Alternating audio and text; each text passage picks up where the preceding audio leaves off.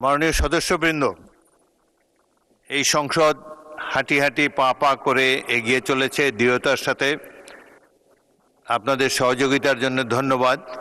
দু একটি বিষয় আপনাদের জ্ঞাতার্থে অত্যন্ত বিনয়ের সাথে পেশ করতে চাই। এই সংসদ জাতির আশা আকাঙ্ক্ষার প্রতীক।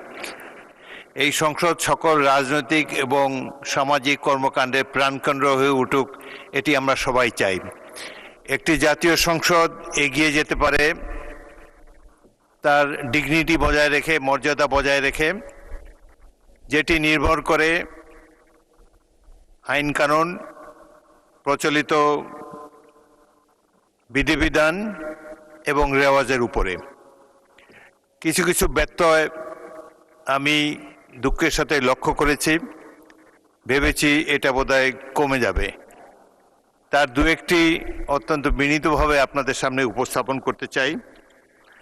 সংসদ গ্যালারিতে কেউ আপনাদের পরিচিত জন বা অন্য পরিচিত কেউ থাকলে তাকে উদ্দেশ্য করে কোনো বক্তব্য রাখা যায় না, এটাই সংসদের রেওয়াজ। আজকে দেখলাম দুজন সদস্য দর্শক গ্যালারিতে উপবিষ্ট ব্যক্তিদের সাথে হ্যান্ডশেক করছেন, এটি একেবারেই অনভিপ্রেত। তারপর সংসদে অনেক সদস্য প্রবেশ করার সময় চেয়ারের প্রতি কোনো সম্মান প্রদর্শন করেন না, যাওয়ার সময় প্রদর্শন করে না। এটি বিশ্বব্যাপী সংসদের প্রচলিত নিয়ম। ঢোকার সময় হয় মাথা নত করে কিংবা সালাম দিয়ে, বা বের হওয়ার সময়ও সম্মান প্রদর্শন করে তারপরে যেতে হয়।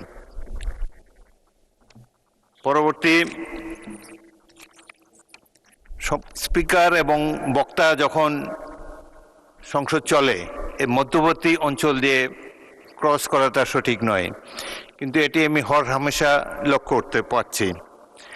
অনেক সদস্য সংসদে টেলিফোনে কথাবার্তা বলেন, কেউ কেউ আবার টেলিফোনটিকে এইভাবে ঢেকে কথা বলেন। টেলিফোনে বাক্যালাপ সংসদে করার কোনো রেওয়াজ নাই। আপনাদের টেলিফোনটা দয়া করে মিউট করে রাখবেন। যদি একান্তই কথা বলার প্রয়োজন হয় লবিতে গিয়ে কথা বলেন। সংসদের মধ্যে কথাবার্তা বলা এটা সংসদের রীতি নেওয়াজের খেলাপ। এছাড়াও সংসদে ইতিমধ্যে একজনকে পানাহারেরত অবস্থায় দেখতে পাচ্ছি। সংসদে খাওয়া দাওয়া পানাহারের কোনো বিধান নেই। তো আমরা আশা করব, এই কথাগুলো বলতে আমার খারাপ লাগছে, কিন্তু অতীতে যে কয়টি সংসদ দেখেছি সেখানে এই ধরনের জিনিস ছিল না। তো আমাদেরকে এই সংসদের ট্র্যাডিশন বজায় রাখা আমাদের সকলেরই কর্তব্য। সংসদের মর্যাদা ক্ষুণ্ণ হয় এ ধরনের কোনো কিছু করা আমাদের পক্ষে অনুচিত। পয়েন্ট অফ অর্ডার অনেকেই রেজ করতে চান।